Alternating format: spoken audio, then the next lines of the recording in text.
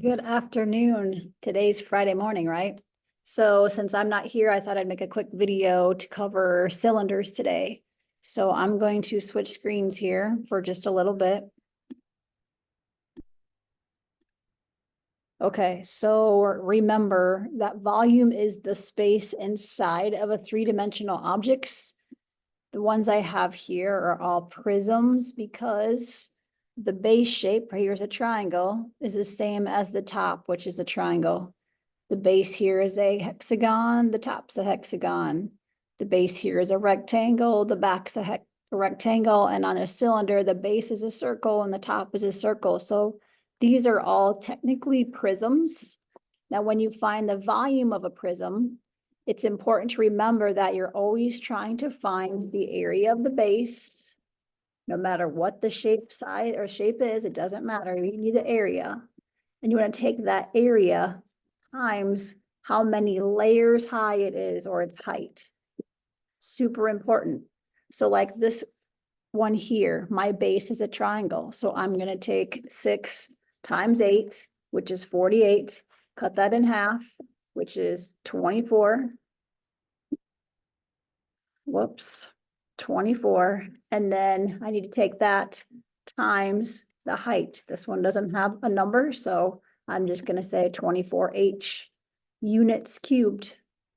This one over here was off of delta to yesterday. So if someone told you that entire hexagon was, for example, an area of 17 units squared, then to find the height, I would take the 17 that covered the base times 14 to get how many layers I've got.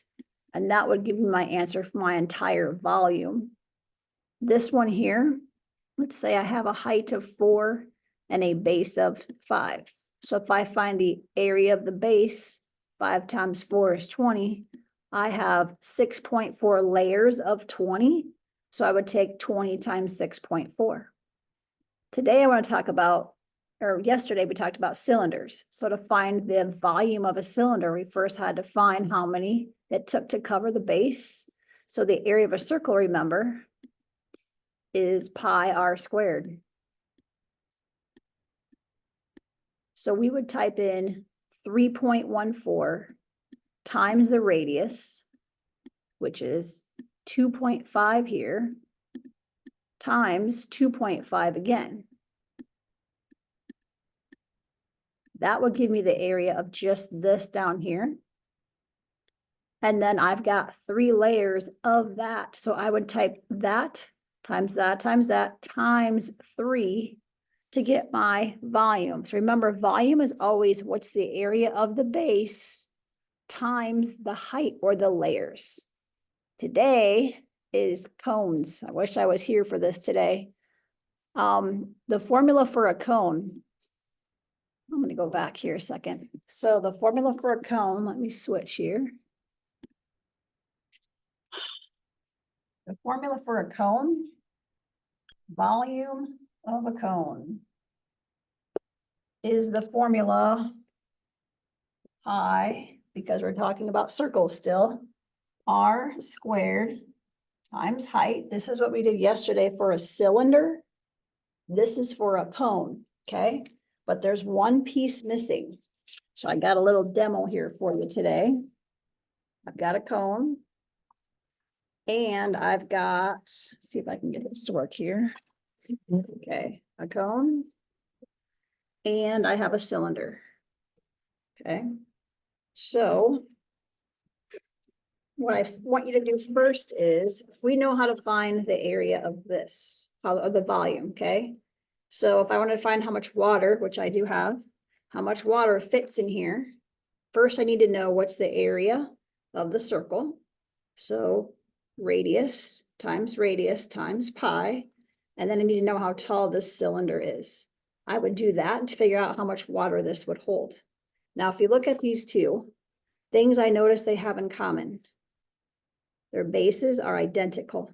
So this circle is exactly the same size as the cone is. The other thing that's important to note is they are the same height. Okay, so the height on this is the same as the height on this.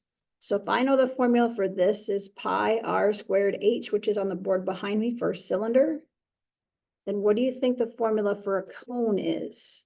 I'll give you a hint. I want you to guess how many of these it takes full of water to fill one of these. Okay, and then I'm going to do that demonstration right now. So I'm going to fill these up. So this is the first one. Okay, that's full. I'm going to dump it into here. That's one.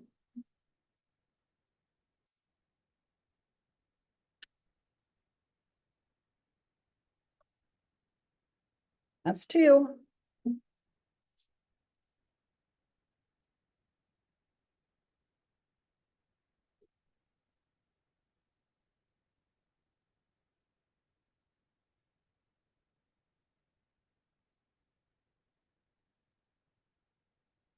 All right, it's exactly took me 3 of these to fill up one cylinder of the same base and the same height. So knowing that, if I know this is the formula for a cylinder, one of these is this formula here, then what would I have to do to this formula to get one of these? It took 3 of them to get this. Well, what if I just want this? The formula for the cylinder is this formula. What do you think the formula is for a cone then? This is my cylinder.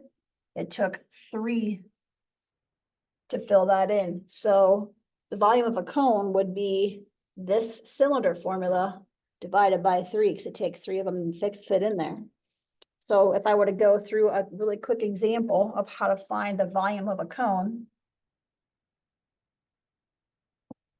if I give you the radius as 6 inches, this is my cone.